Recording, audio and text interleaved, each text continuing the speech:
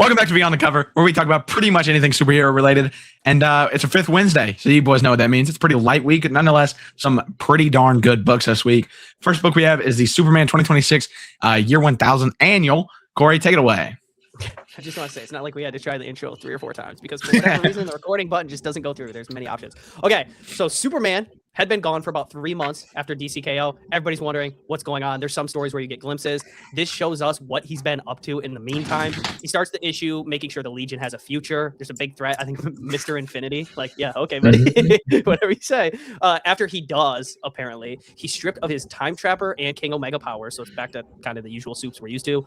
And at the end of time, Superboy, that Ben cleared up for me, the younger Superboy, not Prime, not Connor, not John, is one of the ones that saves them with Booster Gold, Mary Marvel. I accidentally said Mary Shazam on panel. Oops. And I think 1 or 2 others. I think Martian Manhunter might be there. And then we find out Darkseid is still not defeated. We also have Brainiac. I'll say this first. Superman in this issue, like the whole overarching theme is to try to restore time. So all this Darkseid energy and everything that he's done, that's the whole point, is to rewrite it and to be better. We then get reintroduced. I didn't know he was in any issues before, but it makes sense with like the 1 million comics. Brainiac 1 million is now trying to collect all of time with Pandora, which I think is a character that was introduced in New 52. She was kind of like an Easter egg character, like you could find her in the books, for Darkseid.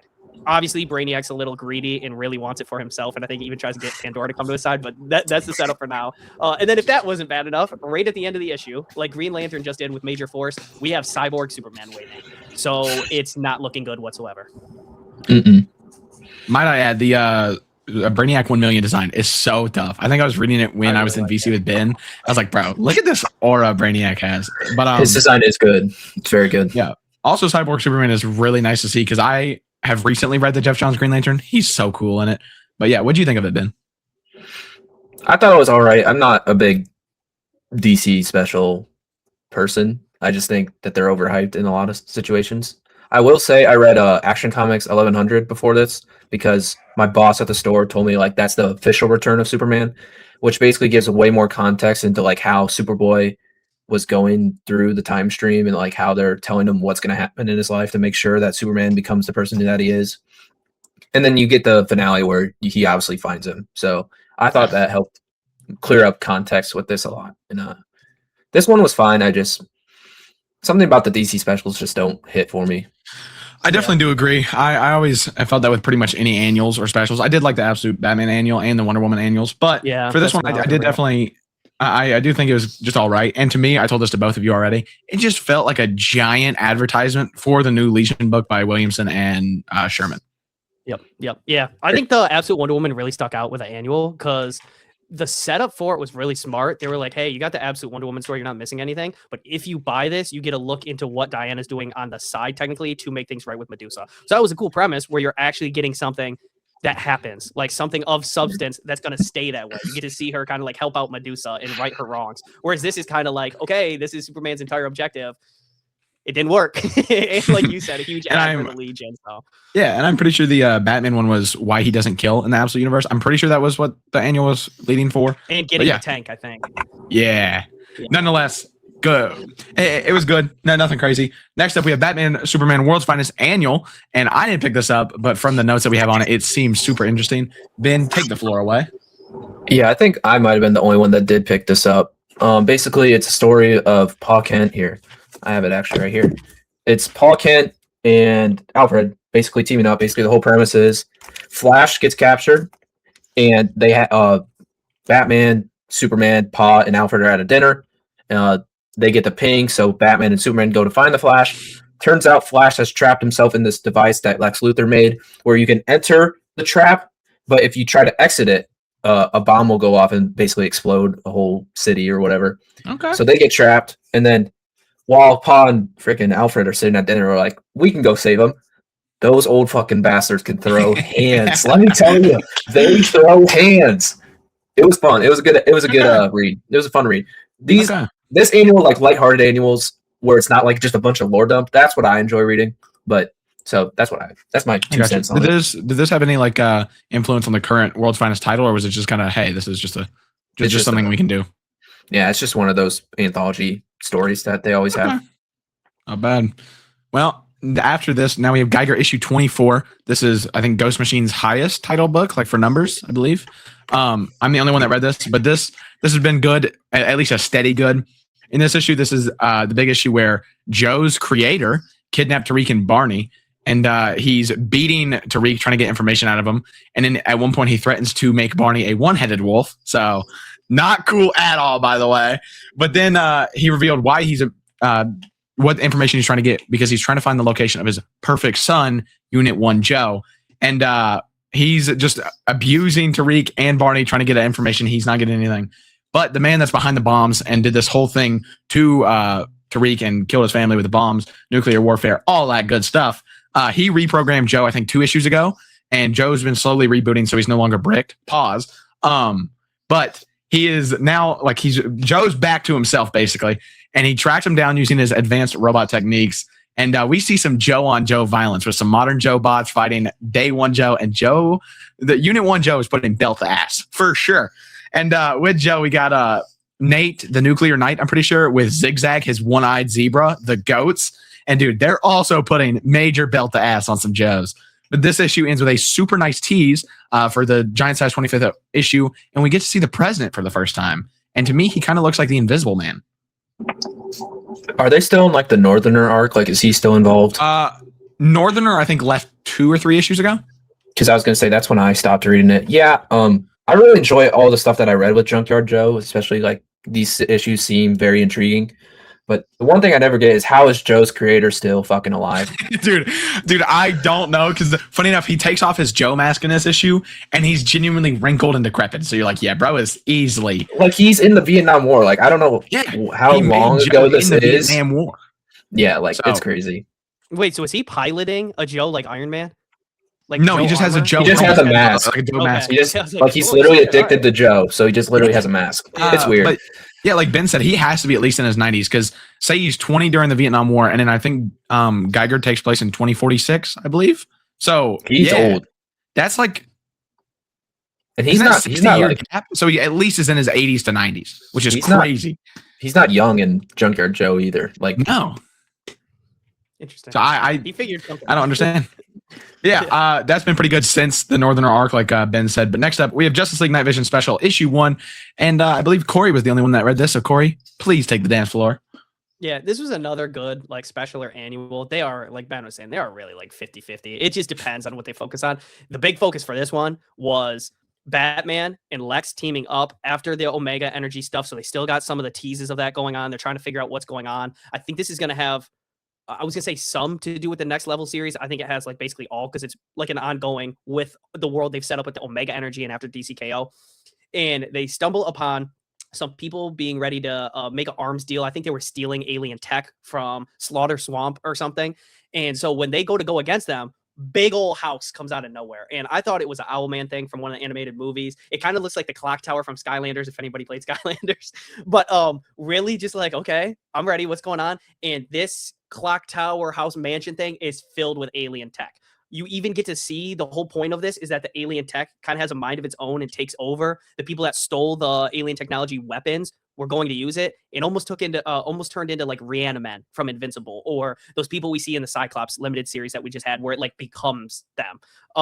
Prometheus is great in this too. And if anything, I want to see who came first, him or Taskmaster. Because if it was Taskmaster, this is just like DC's Taskmaster. He analyzes moves and can replicate them after that. But then in this, the idea I like that kind of goes alongside it is they basically straight up give him Amazo powers. So he can see powers and replicate them. So he's like one of the Amazo robots. He is not fully defeated. He's probably going to come back. But for now, I think the alien tech and him just kind of like subside. They're gone. They didn't defeat it. They didn't blow up the house. Nothing. It's just over for now. The only part of this book, because that was all really entertaining for me, that I said to myself was kind of annoying, is unfortunately Lex Luthor and Batman's banter. It's just kind of like almost annoying banter. Like the thing you would expect the most. Nothing really creative about it. There is some lines that are pretty good though. In the team up, it's one of those, the one you never expected, but you kind of end up liking. Their fighting style works really well for each other. And I think at one point they do a swap of like gadgets, and Lex Luthor gets his utility belt, and like Batman gets like his wrist gauntlets to like shoot stuff. Really well done. That's I guess that was my big takeaway from it. I can't wait to see what comes next, especially with that Deadshot special we have coming up soon. They definitely have more stuff building up for the next level universe. I was going to say from the sounds of it sounded really good with Prometheus and all that. From the preview, I was always wondering why Lex and Batman. Was there a specific reason to them two, or? I think just after Justice League Unlimited, they've been like working with each other forcefully, kind of with trying to restore whatever's going on, kind of like Superman, and especially around the amnesty program. Because Lex, from what he says, does genuinely want to work with them and is in with this amnesty program where it's like, let's reform some bad guys and see what we can do. Okay, fair enough. Yeah. Sounds intriguing. Just like this book sounded intriguing. The Horror of Godzilla issue 1. I can't lie, I didn't pick it up, but my shop did have the Halloween homage, and that looked sick. Oh, I got that. So the Halloween homage was incredible. Like, it's in my variant box right now. Hold on, I even got it right here. Who read this one? Not me. Did you get to a Ben or no? Okay, I read it. I think it was just Corey. I didn't pick it up. I'm not a big Godzilla fan. I've never watched or anything. I don't have the credit, but look how good that is. I mean, come on. Oh, but anyways, yeah. So what I will say, off of what Ben just said, is this compliments like the people that have watched, read all the different stuff of Godzilla, and it's like a new take. So a couple years ago, we had Godzilla -1, incredible. This is very different than that, and their whole big point, I'd say slight spoilers if you want to go into it for yourself, click off here, is to give Godzilla an extra, I don't know if symptom's the right word, like an extra problem with dealing with him. Usually it's this huge, like almost like T-Rex basically, or kaiju that you have to deal with in the breath and everything else. Now, when he comes, if I'm not mistaken, correct me if I'm wrong, there's storms that come with him that literally acid rain, not just like to mess up your car paint, like it burns your skin and I think genuinely turns you into a zombie. So you just literally cannot exist around this dude anymore. It's shelter, and if anything, like deep shelter. The whole point to set this up, it's usually people messing with, I guess, nature or where Godzilla is in a way, because it's all supposed to be an analogy for using like nuclear weapons, because you see he levels cities. But in this, it's extra stupid. They get an energy ping that like, oh my gosh, unlimited energy. We could use this for our world. And instead of leaving it be, they're very greedy. They go to see what it is because they want to extract his energy and use it all over. It'll be renewable and great, whatever.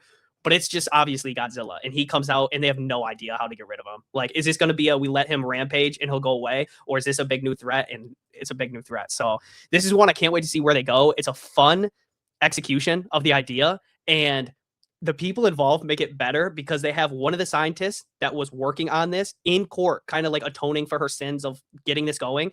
And the people she was working with, nowhere to be seen. She's the only one that they're holding accountable, and everybody else is just out there. And I can't remember what they say. They're like, look what it's doing to people. Look what you guys have done. And she's like, but if we got the energy, we have an infinite energy source. So like, you know, we had to try. It's so stupid, but it's so fun to read. It's like, you're a piece of shit. Okay. Man. I don't care if millions of people die. Infinite energy. It does sound interesting to me. I wouldn't say lighthearted, but sometimes the Godzilla like media doesn't really play on the fact that, oh, Godzilla level cities. So like it's definitely a big deal. So I'm glad that this book is quite literally the Horror of Godzilla, so we can see that kind of, Godzilla's insane. But especially when Godzilla kills people around trees, their blood seeps into the roots, and we have Red Roots issue 4. I think Ben, you're the only one that read this one, so take it away, brother. Yeah, I gotta say this one is finally doing something for me.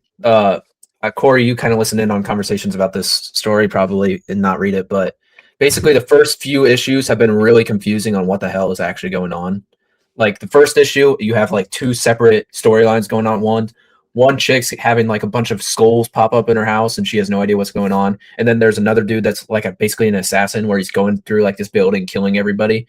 And then issue 2, they get basically at the end of issue 1, they get sucked into the Red Roots, which is basically a different universe where there's a big war going on, but they don't know why they're fighting this war. So spoilers ahead, obviously. But this one finally kind of gives us like the details about what is going on. So basically the Roots choose the people to come into the world, and basically everyone that is chosen has a purpose. And then, so basically they can spend a millennium there without figuring out what their purpose is. So every day they are trying to figure out what they need to do to go back home. So there's this big ass tree that the root stems from, and there's a hole at the bottom of the tree. And every day someone goes up, puts their hand in, and basically is like, hey, have I done my purpose today? If they don't, they can't go home. If they do, they can. I was on the brink of dropping this one, especially because I wasn't like really vibing with not knowing what is going on. But now that they're explaining more and more, I think it's way better, and I really enjoyed it. The art is also incredible. If you read Void Rivals by Kirkman and Lorenzo De Felici. De Felici does it's like basically the DWJ with Murder Falcon, where he does the art and the writing. Okay. Gotcha. It sounds intriguing. For sure. I do like kind of the plot where people have to figure it out and they're stuck there no matter what. I think that is a pretty cool twist. And the purpose. Wait, can I say real quick before you move on? Yeah.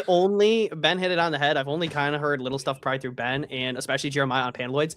Jeremiah almost teases it so much where it's perfect because you can go into it still blind, but he hasn't necessarily given anything yet to hook you. So that I think finally did, and I want to check this out. He was really respectful, and I think had a good point on it, like you're saying, where if he wants to try something and he feels like he will honestly enjoy it, he'll give it 3 issues, and if it doesn't have him by then, he drops it. And he straight up said, he's like, this is a series where if you do that same plan of 3 issues and I'm out, you did yourself a disservice, because 4 was that one that really saved it. And it's like, okay, you know, we've teased you enough, here you go. Yeah. Okay. Yeah, I mean, nonetheless, it sounds cool. Maybe if it drops in a trade, man, you both can pick it up. Because it's only 4 issues, guys. It's not that hard to find. Yeah, no. I've noticed that at least for me, there's some good runs that come out, and I'm like, I didn't pick up singles time to wait for trade, but hopefully I can find singles in that one because it does sound pretty good. Next up, we have Only the Savage are left, and Benjamin. I'm pretty sure you were the only one that read this one again, so take it away.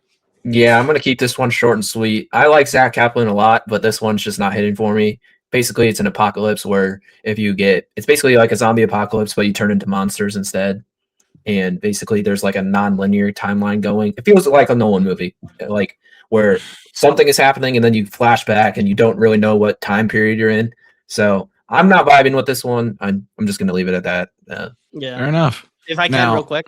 This is one that I read the first issue and I was intrigued. So I want to read the first issue or the second. Sorry, I apologize. To see how I feel too, like you. I like the idea where instead of zombies, you become monsters, but then there's also a progression. So like there's a certain amount of time until you fully transform, and they do have cures or something to stop it. So you could like get, from what I understand, bit in like your arms, have like massive monster arms to fight, and then just get the cure. And so the rest of your body is human. I think that's cool. So I want to see if he takes it somewhere really interesting or if the execution kind of wanes, like it sounds like you're saying.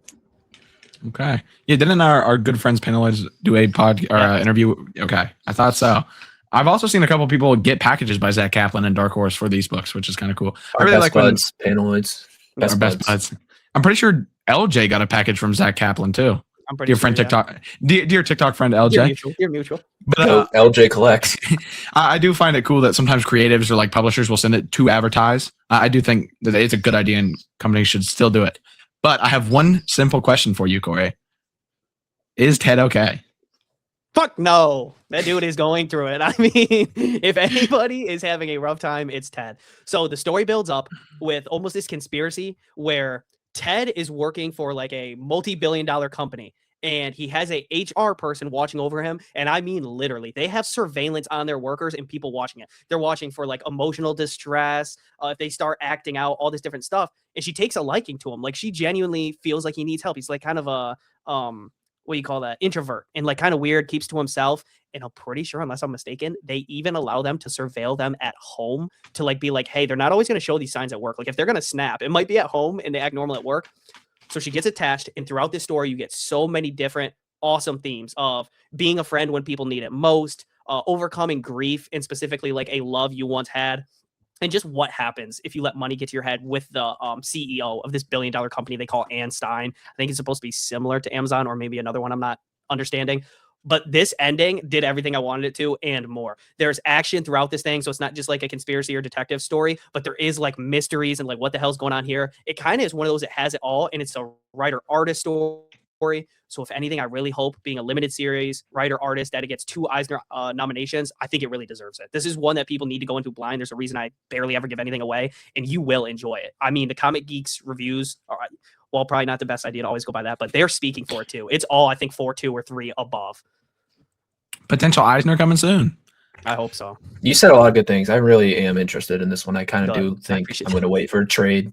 I was going to say, hey, then we could get a trade. I think, funny enough, it's coming soon too. I think like September or October, like really quick compared to what usually happens. For my birthday, the week of September 30th, I have no polls. So that might be a massive trade week. Yeah. But anyway, next up we have the Patron issue 1. 2 people read this one. First one in a while that 2 people read. I'll let you 2 fight for whoever wants to take it first. Go ahead, Ben. This one's really good. Obviously, Corey's on Panelloid, so he also got an exclusive with this one where he got to interview Christian Ward. I personally know Christian Ward from his work on a book called Bloodstained Teeth, where he's the artist on it. So I really enjoy his art. But now that this is my first time ever reading a book that he's writing, and I really enjoyed it. Vex, the premise basically is this art dealer is trying to make people like up and coming artists famous. Like they want their prices of their art to rise, and then the way he does it is he kills them, which basically means that their art will rise because there's not going to be any more. The premise of this one though is like he finds this dude. I believe his name was Matt. I could be wrong, but he kills him, and then at the end he gets shipped another piece of art and says, "Is this one okay?" So basically, he might have failed killing the guy.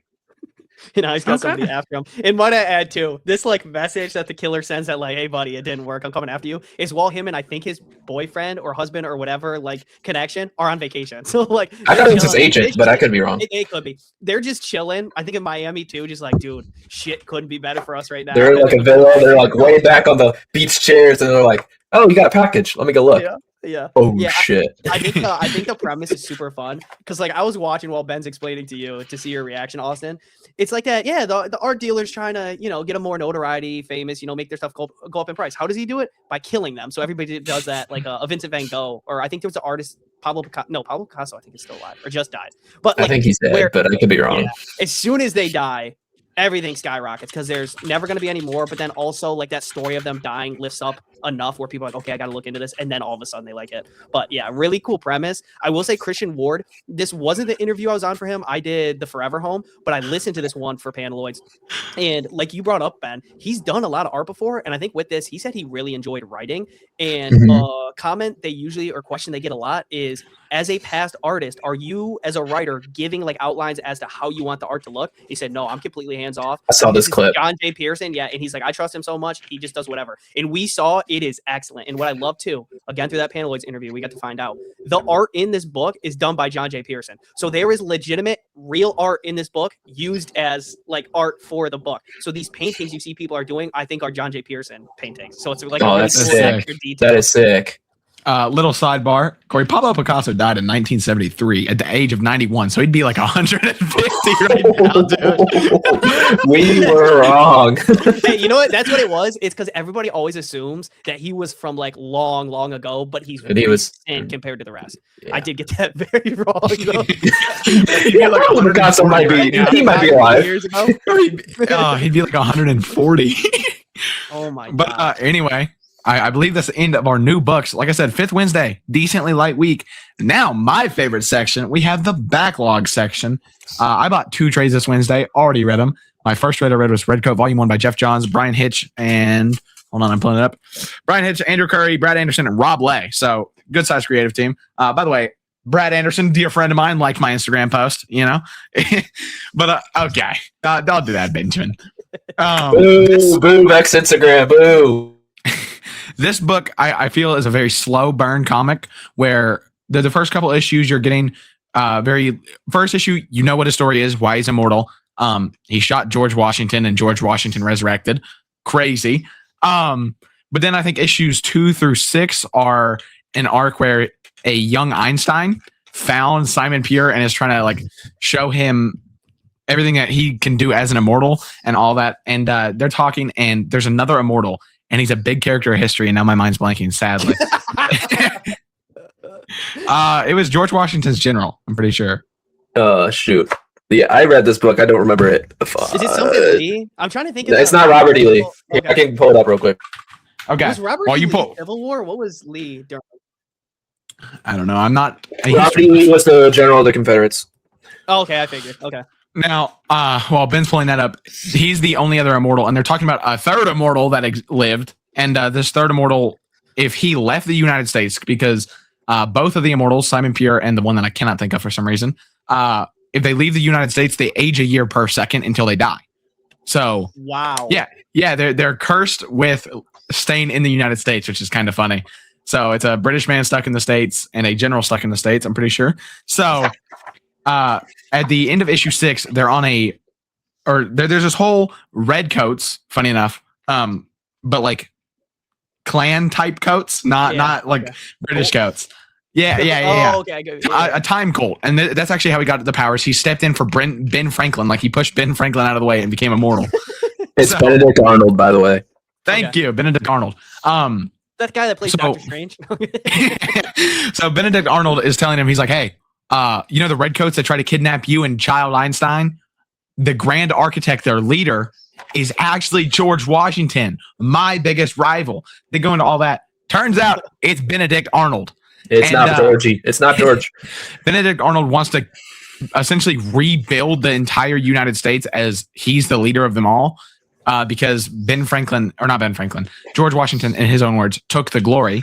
So he goes to kill Simon Pure because Simon Pure has a connection with something, and he blows up when he's like tapped into it. And it backfires in the worst way possible. The ship starts to drift out of the United States, and they both start to age. But little Einstein has an idea. I'm pretty sure he tells Redcoat a spell to use, blows the ship up. So now Benedict Arnold is still in the United States, but Simon Pure is drifting out of the United States with Child Einstein. Child Einstein jumps in the water, swims him to shore, and as soon as he makes it to United States shore, he de-ages and he's back.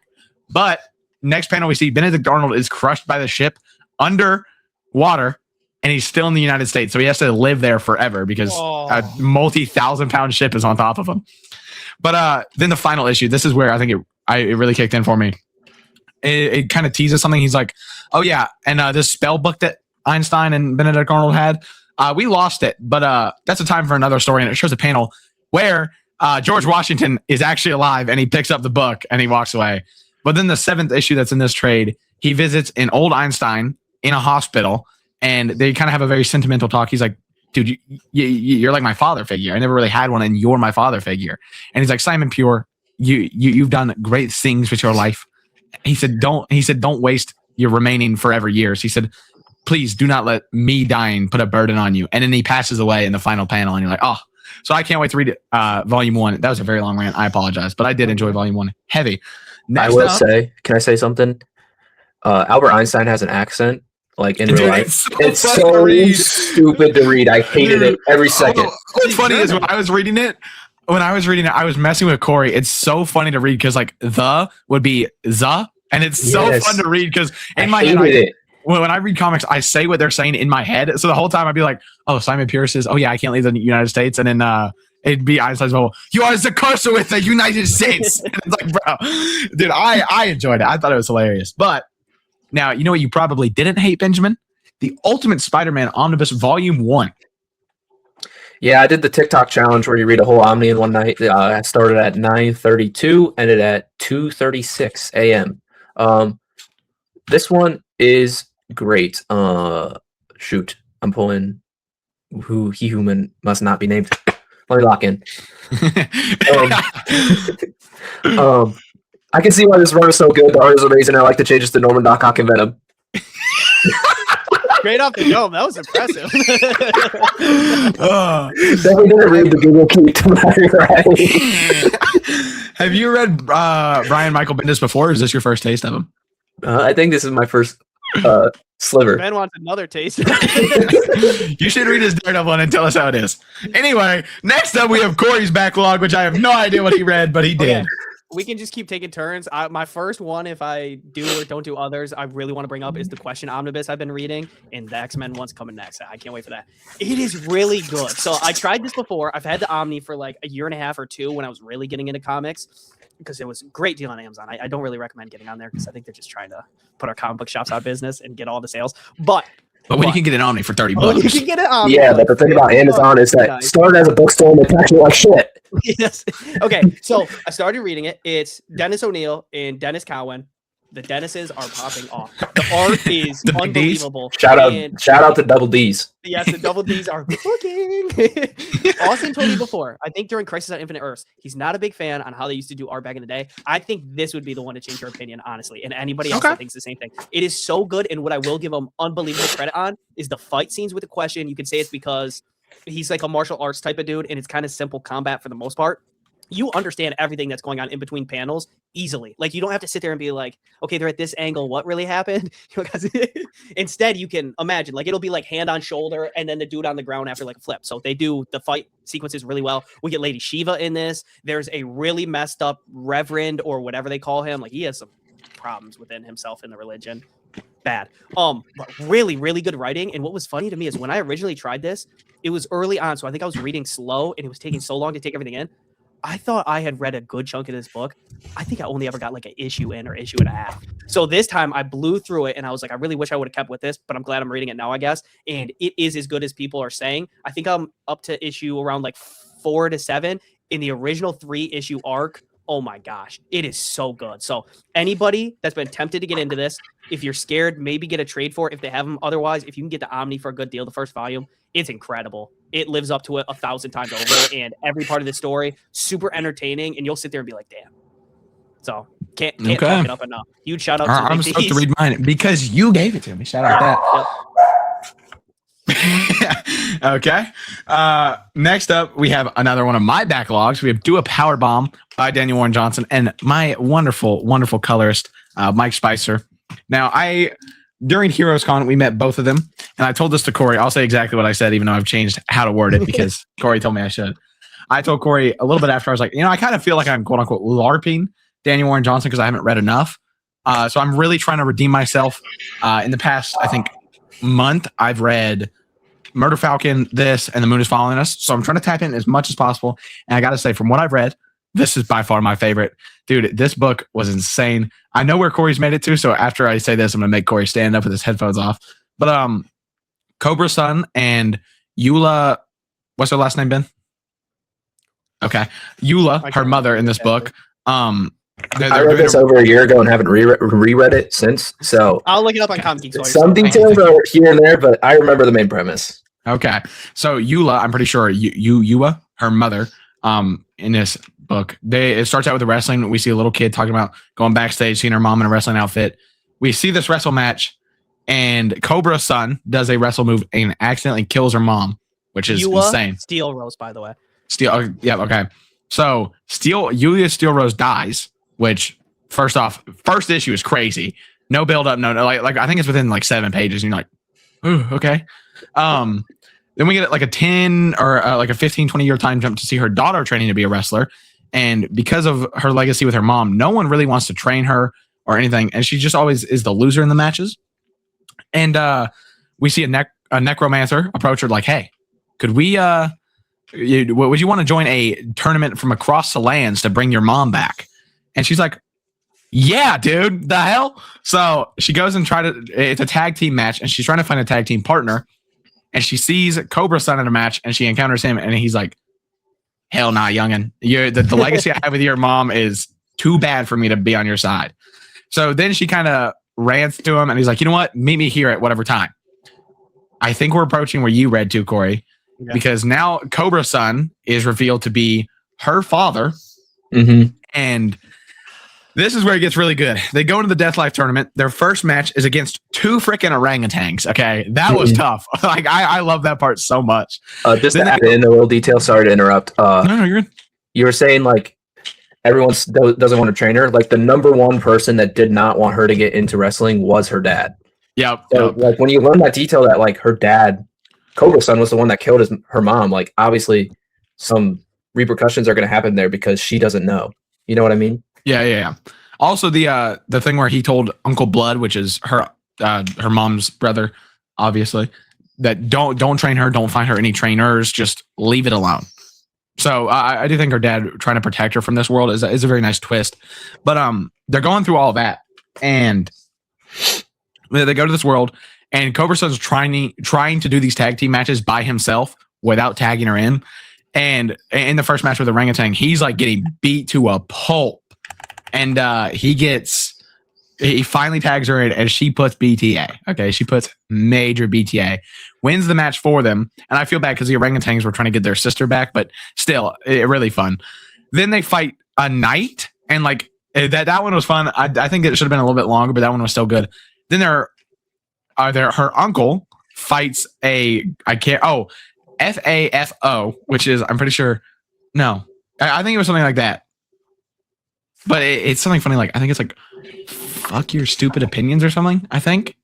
I believe that's what their like tag team name was, and they're hitting some major wrestling, and in the match against Uncle Blood because he's stuck in the tournament, they snap his neck after they've already submit.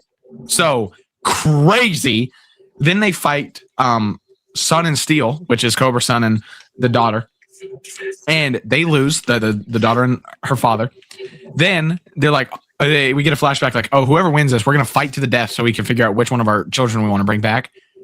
They kill each other trying to like get one of the other ones to lose. So by default, Sun and Steel win. And after the end, he's like, I'm not going to lie, chat. I can't bring no one back. My fault. He's like, but I know someone who can. They go to wrestle God. Okay. Crazy twist. And in the trade, I told this to Ben earlier. I want the single because the trade format squishes it, and the panel where they reveal him, he's like this thin. It's so funny. But then they do fight him, and he's insanely powerful. They do make him bleed, so I thought it was kind of like a Thanos moment with Iron Man. And he's like, no human has brought me physical pain in so long. He said, I can't bring her back, but here are these belts to prove that you guys like did something. And they were like, the daughter was like, I don't want a belt. I want my mother back. He said, I can't do that. But he said, I can make you relive the memories. And he did that. And it was a very nice thing. And because they were in heaven wrestling him, they show in the crowd of spirits, her mom's there cheering her on. And she's like, I'm proud of you. So super, super like nice detail. super nice detail. I feel with most DWJ books that, in my opinion, it usually ends with a decently happy ending. I don't know if you've noticed that. Most, at least the ones I've read. Okay, Ben. Like, or at least a well-closed finish. And this one I felt was was a great finish. And this is by far my favorite DWJ book. And I have nothing else to add to it. I ranted long enough. Ben, do you have anything? Yeah, I just think it's one of those DWJs where you just get so immersed in the story. Like the ending just pays off so incredibly well. Like obviously they're building up to like, hey, let's get my mom back. But in the end, like obviously they don't. It was just beautiful to see, like just to see the mom in the crowd. And be like, that really, I was like, oh damn, that is very good storytelling. Now you say it's your number one. It's probably like my 2, 3. Oh wow, 2, 3-ish range. But yeah, it's incredible. Yeah. All right, let's bring it back. Welcome back to Beyond the Cover, Corey. Holy shit, this better be the best book of all time. It's good, bro. It's every single detail. I only had 2 single issues, so I wanted to rant my backlog, but I'm done with backlog. Next up, we have Ben with Red Before Black. Okay, Ben, take it away. Sorry, I got lied. It's going to be one of those short and sweet again. Red Before Black by Stephanie Phillips, the current writer on Deadpool, was pretty good. Daredevil. Daredevil. My bad. I'm an idiot. It's okay. Basically, this girl named Val gets recruited by the FBI to take down this drug lord, and the drug lord happens to be like her ex-military buddy that they like both got discharged with. So basically, the buddy, like to get into the circle with the drug lord, like they want her to go undercover. The FBI does. The dude says you have to go kill this other chick. And then the other chick knows that she's trying to kill her. And then they team up. And then there's crocodiles. And then there's this weird fantasy world where Val, who's the main character, can bring them to. And yeah, that's about it. It sounds intriguing for sure. I'm really bad at explaining books. You're good, buddy. Corey, do you have any more backlog, brother? Yes. It was technically this month. I think maybe last week or the week before, but I haven't talked about it yet. I don't believe. I got around to reading the first volume of I Hate Fairyland. I heard little stuff here and there, mostly just the fact that it was a Scotty Young written book. I think he usually does art too. If not, it's somebody trying to do a style. I think there's a fill-in, but I think he does both. Writer artist, right? It's really funny. Like Gertrude is this innocent little girl, like that kind of vibe. Where like, oh, I'd love to go on adventures, whatever, and she just becomes an evil little shithead. She goes what? I was gonna say, to answer your question on who does art, Scotty does it for like the first few, and then Brett Bean takes over. Mr. Dork himself. Yeah. And so she goes into Fairyland. And she's there, like, I think she accidentally goes in. And so they tell her, if you find the key, you can go right back to the real world. So, like, enjoy your time here or whatever. She's like, I'll be in and out. Don't worry. And then I think they say like 27 years later, she's still there. She cannot find the key. I think there's hints to find the key, and she just ignores them and does whatever she wants. She becomes like a little brat. In the meantime, there was somebody else introduced into Fairyland, like almost like a chosen one, where this girl knows everything she has to do. She's just enjoying the journey and actually following the hints. So she's on track to find the key before Gertrude. And if she does, Gertrude becomes like a civilian. She can no longer use the key to get back. And they're all excited because they're like, if this girl finds the key, you know, we already like her way better than Gertrude, but she gets to go back and then we can kill Gertrude because she's a civilian now. We can't kill this like special person because Gertrude has caused them all like pain and turmoil and everything. So throughout this volume, you get to see a little something of like what's happening with her and this person she's going against. It is a lot that happens in one volume. I'll give them a lot of credit. And I think it is only 5 issues. And toward the end, Gertrude gets a nice power up. So I'm excited to read more. I was kind of worried I wouldn't like this. If you can be a man or woman and get over like the pretty colors and like the Fairyland vibe, like if you're a man and that bothers you, I would just say don't go for it. Otherwise, it's beautiful in a different way because you get to see these visuals of like sunsets and different stuff and architecture through like a Batman Gotham story. This is fun. Like it is a Fairyland. You're gonna see lollipops, like random lava, whatever, clouds. Enjoy it. Don't get too weird and masculine about it. I'm very intrigued. It's good. It's really good. I was gonna say you just said that we had a family friend a long time ago. I think he changed it up, or I can't remember if he just got over it. He wouldn't watch MCU movies if it was a woman star, like Captain Marvel, Black Widow, any of those. He didn't watch it. I was like, what are we doing, gang? It's so funny because people talk about that, and you're like, those people don't exist. Like, are we real? We're talking about a really small group or one that doesn't. It's sad. It is so true. There's people that think acting like that is masculine, and in my opinion, that's the most masculine thing ever. Like, I can't believe people actually set up those standards for themselves and act like whiny and pathetic like that. I mean, hell, my favorite color is purple, brother. Next up, we have Benjamin's backlog with Amazing Spider-Man issues 1 through 5, 1963, when Corey was born. All right. Yeah, so you guys both know I run the Whatnot division in our store, and my buddy Jack, who's my co-host on our Whatnot streams, he's a great guy. He's a huge Spider-Man fan, and I was talking to him and Max, who's also my coworker, and I'm like, hey, I really need to get my Marvel bag up. What should I be reading? Like, I know the movies, don't really watch the shows. I'm going to get into Daredevil show because they obviously told me to watch that. But they were like, I was like, hey, can you give me some runs to read? And Jack, who's the Spider-Man fan, he's like, honestly, you should just start at the start of Amazing Spider-Man. So I've been reading it, and I've been enjoying it. Like, don't get me wrong, the story is really good. Like, you're getting all the introductions to first issue. You don't really get like a major introduction, but second issue is Vulture, third issue is Doc Ock, fourth issue Sandman, and then the fifth issue, I'm forgetting who it is, but it's really good. Don't get me wrong, but I feel this with a lot of old comics is that they do a really bad job of telling you what's happening and not showing you what's happening because they just don't expect you to be able to comprehend what is happening. Like, they don't expect you to pick up the minor details or anything. So these issues take forever to read because there's so many words. And I'm on like VCs with Corey all the time, and I have my share screen up. It literally takes me like 45 minutes an issue to read this. And this dude got new books done when we told him for our last pod with him, done in 30 minutes. That's saying something. Yeah. We'll tell him how many books too. This isn't like 2 issues because that'd be almost. I don't remember how many books. It was probably I think it was like 7 or 8. 7 or 8. Yeah, I read like 7 or 8 books. Also, apparently, Doctor Doom was in issue 5. Yeah, Doctor Doom. Yes, yep. He didn't get introduced. It was basically like Doctor Doom was trying to capture Spider-Man to like team up on the Fantastic Four. He didn't get introduced. I just forgot about that issue. Fair enough. But it's pretty good. It's pretty good. Now, what's also pretty good is whatever Corey read again, if he has anything. I don't have anything to bring up, so we can just go right back to Ben because I want to hear this one. Back to Big Ben. The Dispatched. Yeah, I have one more issue to read, or one more issue to talk about. It's The Dispatch by B. Clay Moore. So basically, I told my coworker to pick up the Patron this past week, and he was like, I'll pick it up if you pick up this. And so I picked it up, I read it. Basically how he described it. Oh, did my camera go out? No, you're good. Don't worry. Oh. Basically how he described it is, have you ever seen Die Hard? And I was like, nope.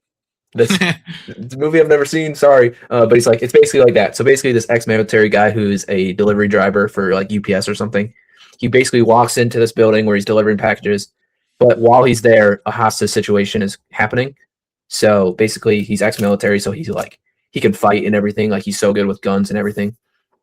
So basically he's trying now, like the whole premise now is that he's going to try to have like, let everybody escape and like stop the situation.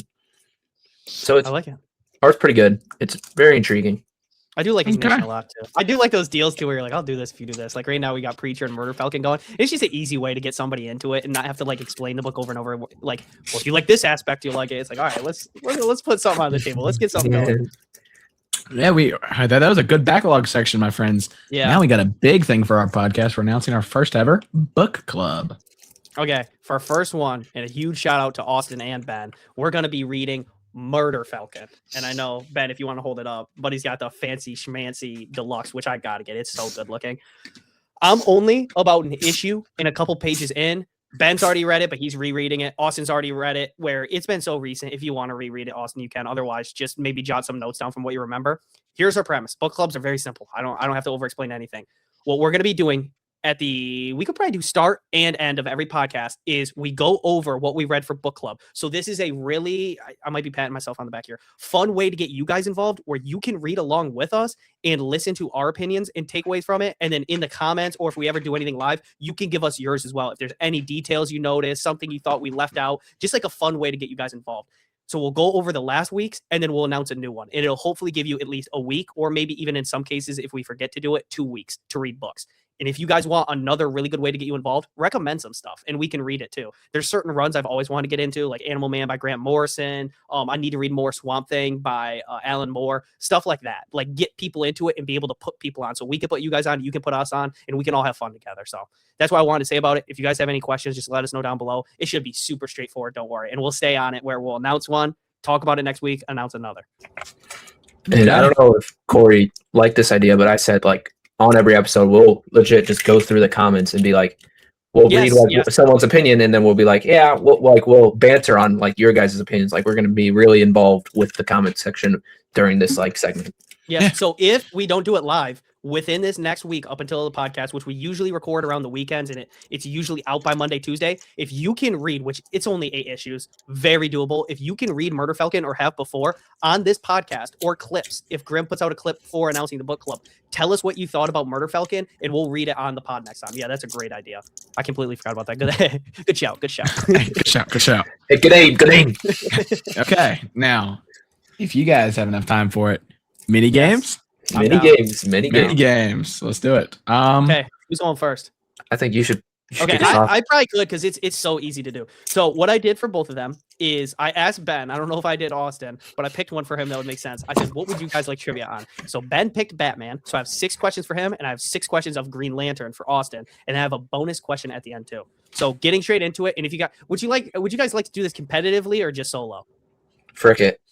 Okay, we'll do it competitively. Can we both answer each other's questions too? Like, can I try to answer the Green Lantern ones? We'll tally up the score at the end and see who wins. So there's a possible 12 questions then, because we'll do them all. Do you guys want me to alternate them or just do them Batman and then Green Lantern? Whatever you want, but I can do a score here. And then we can keep tally, and at the end, we'll make the bonus question worth more if it's needed to fill the gap. Okay, first one, and we'll do a raise your hand system if you got the answer. Whoever raised their hand first gets it. Roman Sionis is the name for which Batman villain? Off to a great start, fellas. This was in a semi-recent DCEU movie. If What's we the need name? any hints, I can. No, don't look it up. Okay, I thought you were looking. Roman Sionis. I made sure it was a slightly lesser known, but this is still like a B or A tier villain. This is a well-known one. You got it, Ben? I don't know. Just throw a guess out there. I was gonna say Victor Zsasz. Nope. Let's see, Austin. I think funny enough, his name, I think it is just. Yeah, that's why I was like, you're like, it's not the other version of Mad Hatter, is it? No, that's okay. I almost did his. That's Jervis or Jarvis. Tech. Yeah, Jervis. Yeah, but there's 2. I'm pretty sure. I don't know. I think you're right. Hold on. I don't. Wait, isn't Jervis Tech? Isn't that I thought that was the ventriloquist. No, I saw his name. His was on the list too. It's like Arnold or I can't remember. It's something like that. That's another one I could have done to stop. Okay, are you guys ready to give up, or I'll give one more guess each if you want. Okay, yeah, give us a hint. Okay, this is a good hint. So how they get their name has to do with the head region, their villain name. This is a really big hint. Is this Mr. Freeze? No. Okay. It's Victor Gang. Based on what? I said his name is Victor Gang. Victor Freeze is Victor. This has to do with the head region. So think something that would be literally on or like your face, like a helmet, a mask, something. You got it, Ben? No. Wait, Man Bat? No. I accidentally almost gave it away in a way. I can't lie. See if you Mask? can get it, Austin. It's not the original Red Hood, is it? Man, they don't do this villain service. Joker's the original Red Hood. No, that's a good guess though. Black Mask. Oh. I don't think they have him in enough where he kind of goes under, but he's like an A or B tier villain. They use him a decent amount. Like he's in the Arkham games. I was never gonna get that. Hey, do you know what the movie he was in? It was Birds of Prey, and it was Obi-Wan played him. Ewan McGregor. Okay. I don't know how I feel about it. I got to rewatch it. He's like really over the top rather than kind of intimidating. He does cut people's faces off. So. Oh for 1 embarrassingly. 0 for 1 embarrassingly. All right, the next one, and I will give a hint. Think out your answer just in case. In the Batman comics, what is the name of the prison Gotham City thugs are sent to?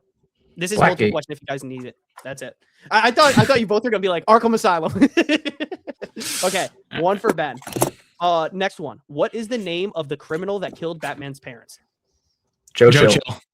Oh, I think Ben got it. Nice. I'm glad you guys both had that. I think in the Batman 89, they just had it Joker, or did they still keep Joe Chill? I think it was. I don't know. I've never watched 89. Okay. I don't know. Because I thought the whole thing was the Dance with the Devil, and doesn't Jack Nicholson say it too? I don't remember. I haven't seen that movie since I was like 9, 8 or 9. Okay, so 2 for Ben.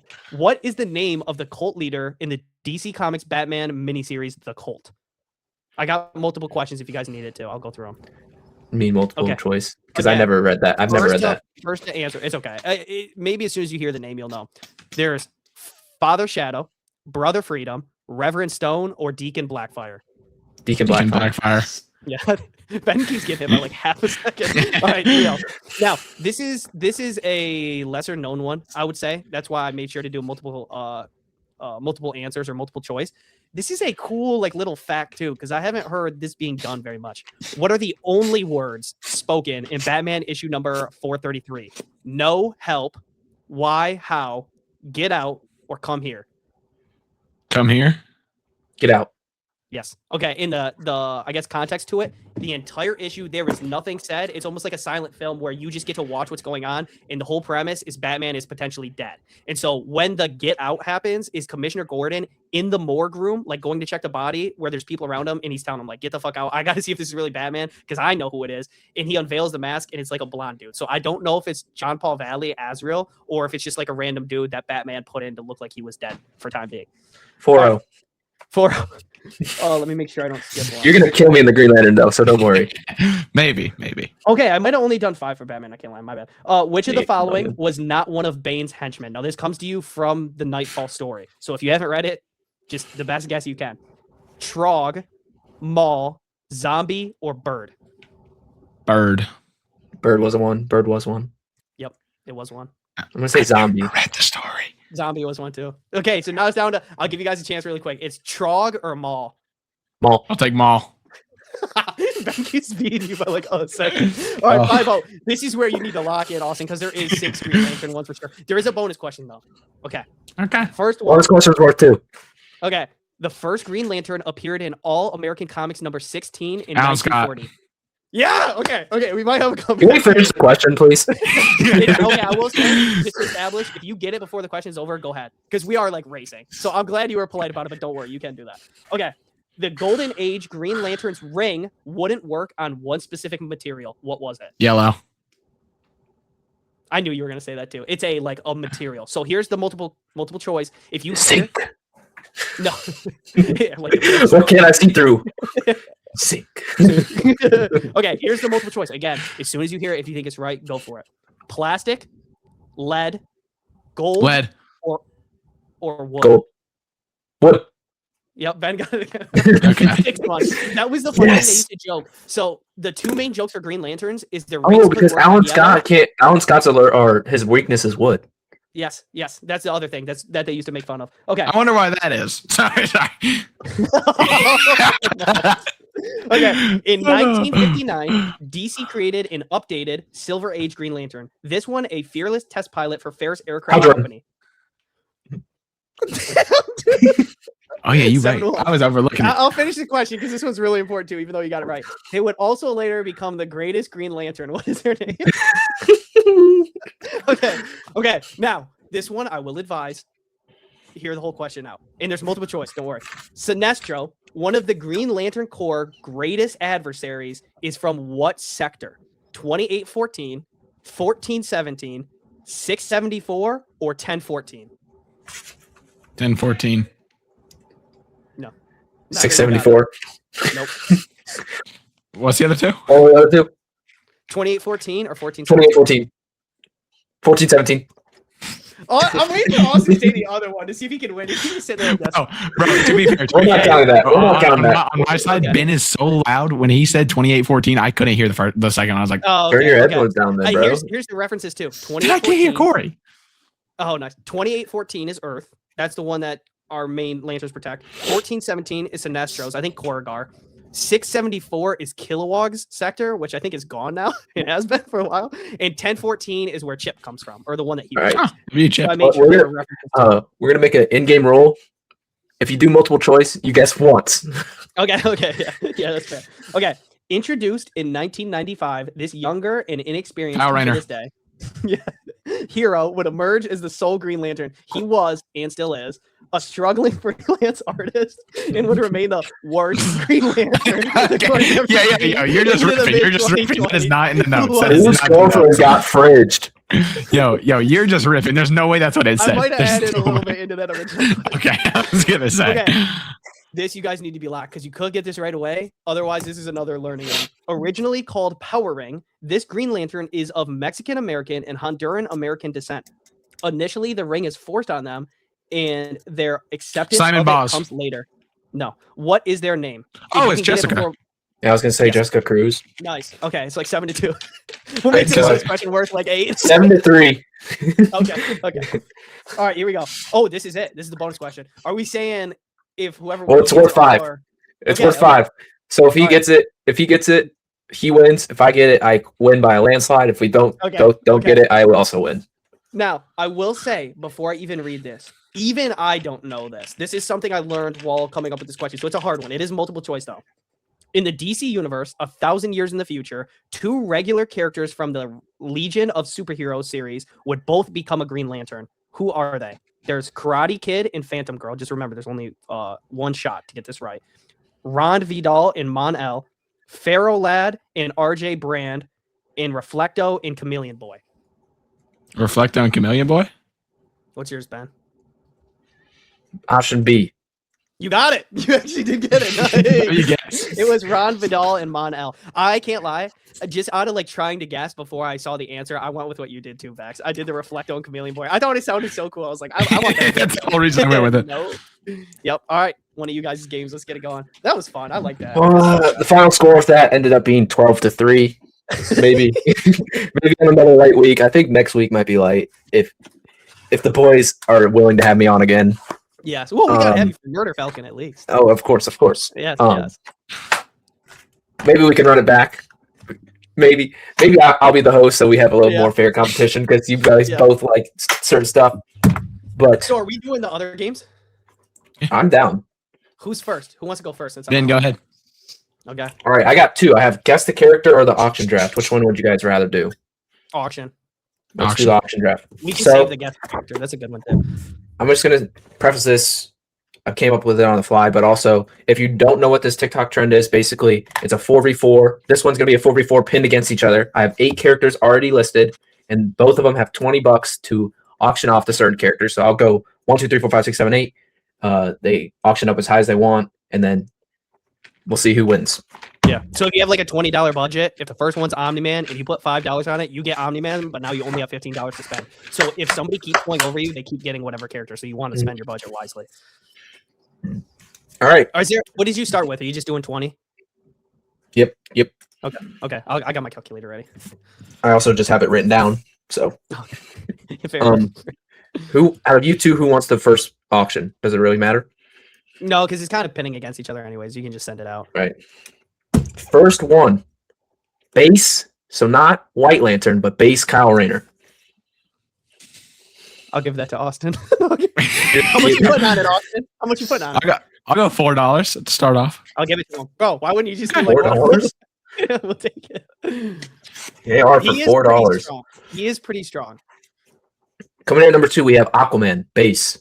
Not hold on. Aquaman base. Okay. Aquaman. Corey, I'll let you have this for $1. Okay, Go ahead, I feel Corey. like he was pretty strong even before Emperor Aquaman in the Jeremy Adams run. Man, no. You know what? Here's what I'm gonna do. We only get 4 characters. I might pass. It sounds dumb. I might pass. He only wrote down 8 characters. You can pass and put it to the back. Okay, then we'll do that. Okay. Passing. Next, we got Iron Man. I'll put 3 on this. He's all yours. Wow. There was no specification, so we're talking like what is the ultimate armor? Like the god. I'm just gonna say all of these are base characters. Okay. He still has like the intellect, and he would probably come up with some good stuff. I don't want to do the fucking Batman prep time though. All right, Okay. so Corey has 17, and Austin, you have 16. Coming in at number technically 4, we have Spider-Man. I'll do 2. Oh, that's what I was gonna do. Do you want to do 2? I'll let you have him for 2. Wow. Okay. All right, I'll take it. Wow. Coming in at number 5, we have Daredevil. I'll do 2. Yeah, you can have him. Daredevil for 2. All right. Next, we have Batman. Good old classic Batman. Okay. I already have 2. I'll do 6 on this. Then how much money do I have? You have 14. I'll go 7. I'll go 8. All right, he's all yours. Batman for 8. I got a bunch of mans in my list. I got All right, so we have Corey is at $7 left. Yep. Vex, you have 14. So you have double his money at the moment. I gotta be careful. Coming in at number 7, we have Superman. Oh, okay. How much money does Corey have? 7. I'll go $8. Oh. Yeah. Okay. I have a plan. I think I can get myself out of this. I think I have a strong team, but So Corey has 7. Vex has 6. Coming in at number 8, we have Wally West Flash. I'll take over 7. I don't need that. Fairs. Okay. now that I was thinking about it, this might just be a cope. If we're going before Emperor Aquaman, he could still bloodbend. I said base, Really? buddy. I guess. No, but that It's was kind before of. Aquaman, right? It was before. Technically It was was. water telekinesis and bloodbending was before the Emperor title. Yeah. He is still strong. Okay, you can. I mean, Vex still And- has 6. You can go through the rest, unless it's not how it And works, 'cause I have my you know what? Well, you also know what he did before the Emperor title too. You guys are both done, by the way. He has 4. Yeah. So Austin's team, we have Kyle Rayner, we have Daredevil, we have Superman, we have Aquaman. Okay. Corey's team, Iron Man, Spider-Man, Batman, and Wally West Flash. Okay, so You I got- think I lost. Hey, You hear guys me out, decide hear in me the out. comments. I'll tell you why. Here's my argument. Batman, I think, almost always keeps kryptonite on him. So that's like your biggest dude down. We might not, this one might be hard to clip, but who cares? No, Grimm's got it. If We not, hope. we'll- Who cares? Okay, your game. But my cope is, if you remember, before the Emperor title, there was a brainwashed Superman, and Aquaman subdued and took a punch straight from him. Yep. Now Aquaman is pretty powerful. We'll see. Maybe. Okay. Anyway, Wally my West game. Might be the strongest character ever. I think I'm- Scott is one of the only ones apparently that's faster. That's what everybody always says. I'm going to give you guys 2 different books, 2 different creative teams, each, not just 2 in total, with different characters, and you tell me if you would pick up the book or if you would pass. Corey, your first book is a Dead Blow, or is that character's name from the recent Death? Death Blow, a Death Blow book by writing Daniel Warren Johnson, art by Martin Morazzo, and the colorist from the recent Superman arc, not the most recent, the second most recent, when they were purple. Oh, Absolute Superman. Okay. I'll give my reasoning for this. Daniel Warren almost always kills it. People will say, and I think this is a fair point, when he's doing licensed books, he doesn't have total freedom like he does these other stories that everybody raves about, like Murder Falcon, Extremity, The Moon is Following Us, Dual Power Bomb. So you can say, depending on it, won't be his best work no matter what. And then on top of it, I know why Austin picked who he did. I do not like Martin Morazzo from the Ice Cream Man series, the Kryptonite Spectrum. If you like him, there's nothing wrong with him. Not my cup of tea at all. So I think even if Daniel Warren Johnson cooked, in my opinion, I'm sorry again, I'm reading an ugly book. Like, it looks bad, in my opinion. And then on top of that, the like purple people from Absolute Superman. Honestly, I'm gonna say pass rather than pick. Okay. Now, Benjamin, would you pick up a Absolute Aquaman book with art and coloring by Mike Spicer, with writing by Brett Bean? Absolute Aquaman by Brett Bean and Mike Spicer. I don't think I've ever seen Mike Spicer draw. Is it good? Oh, you're talking about the Remark. I thought he was talking about the Transformers series. I was like, wait a minute. It's I'd say it's very average cartoonish, like an average comic. Now, do I think tonally Brett Bean and Mike Spicer could do an Emperor Aquaman? Probably not. Would it be cool? Yeah. I think I'm gonna pass because I just don't think tonally they'll be able to handle a character like Aquaman how I think he should be handled. I think Bean would do good with comedy, but like you're saying, if it's serious, I don't know. I haven't read anything else by him. Okay, now Corey, would you pick up a James Tynion Exquisite Corpses side story about the old grandma? Okay, but the side story, all she's doing is filing taxes. She has that much money she has to deal with, and she has to file taxes for all that money.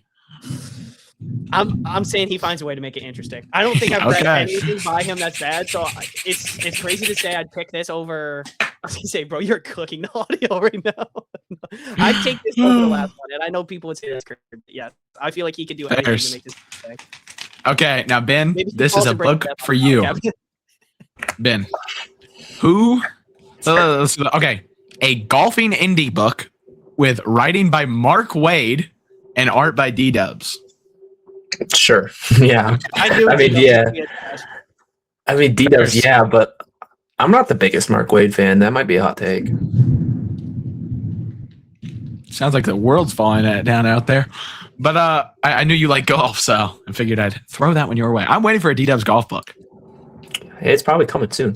I think a lot of people thought Chain Kata was going to be about golf. No, it's just about a lady with chainsaw arms. Chicks, chainsaws in space. What can go better? And I think it's a black and white book. No, that's just the ash can. No, I saw an interview. I think it's black and white unless it's like a space scene, then the space is colored. I swear. The San Diego Comic-Con exclusive was colored. Hold on. It is thundering outside. Oh, wait. Okay. Yes, the single issues of Chain Kata by Danny Warren Johnson and Image Comics are planned to be mainly black and white with some splashes of color, while the collected trade paperback release will be fully colored. So they're doing what they're doing, most likely, unless this is wrong, because fuck AI. They might do a Powerbomb style where they do the black and white for the original single issue releases, and then trades are fully colored. But I don't know. Stop doing that, Austin. What? Whatever you were doing. The audio. Yes, stop that, bro. Okay, is there any more, Austin? That is all the ones I wanted to do. Okay, all right. Well, before we end it, do you want to play my character real quick? Oh, sure. Yeah, I was gonna say we could save it for a future pod, but yeah, we could do it right now. We got time. I mean, shit, we don't got anything else to do. We'll probably play Apex after this. I'm down. Okay, yeah, let's hear it. So wait, explain how this works real quick. You see if you can guess a character. Otherwise, you keep taking. All right. So I have a character written down. It could be Marvel, Martian DC, Manhunter. It could be Marvel, DC, or Image. You guys are both you're gonna work together, get one guess. Once you get it wrong, because I assume you're not gonna just snipe it right away. Wow. I'll give you a hint, and then you keep going until you finally get it. Okay. So you guys have the floor. Who do you want to go first? Corey, go first. So can I ask a question first, or just straight guess? Okay. Oh shit. Murder Falcon. No. Your You first said Marvel, DC, and Image. No, he said Image. Or indie. You. Your first hint. This is a DC character. Okay, Austin, you got this. Professor Pig. No. Your second hint. It is a male. Is that lightning? That's thunder. Okay. Male, DC, Wally West. No. Your third hint. They have an absolute doppelganger. Oh, Two-Face. Wrong. Okay. Fourth hint. This is a villain. Okay. I'll go Bane. Nope. Okay. Your fifth hint. It's a Flash villain. Gorilla Grodd. There you go. Wow, no. There you go. My last three hints were gonna be increased intelligence, prominent in the We Are Yesterday event, and they're not human. They're not human. I like these a lot. I might die on this podcast. Bro just got hit with a tornado and is getting hit with a thunderstorm right now. I can come back with another one next episode as well. Yeah, that'd be good. Yeah, we can make this a main thing. That's fun. I do like the hints too. The hints are good. We could also do it like where you could do it 20 question style, where you just ask away, and I give you both like yes or no, a certain amount of questions. So like you both get 5 questions to figure it out. Now, it obviously doesn't matter because you got guess. Just unless you know, just write down some info ahead of time so you can answer it easily. Okay. Anything else from anybody? I just have one question for Ben on his guess a character. Were you basing off the child Gorilla Grodd or his father? The child. Okay. Well, I was just saying Gorilla Grodd, and then I said they had an absolute. Yeah. Oh, okay. Yeah. All right. Just to end it. Thank you guys so much for joining us. Get active in that book club. It's gonna be fun. My bad about the rant and red coat and do a power bomb. No, you're good. If you've read Murder Falcon, let us know about it in the comments of clips or the actual podcast itself, and we'll read it on the pod. I want to do a lot more stuff like that. Huge shout out to Ben for the idea. Again, obviously, thank you guys so much for joining us, and we'll see you soon. Have a good one, guys. Peace out, home slice.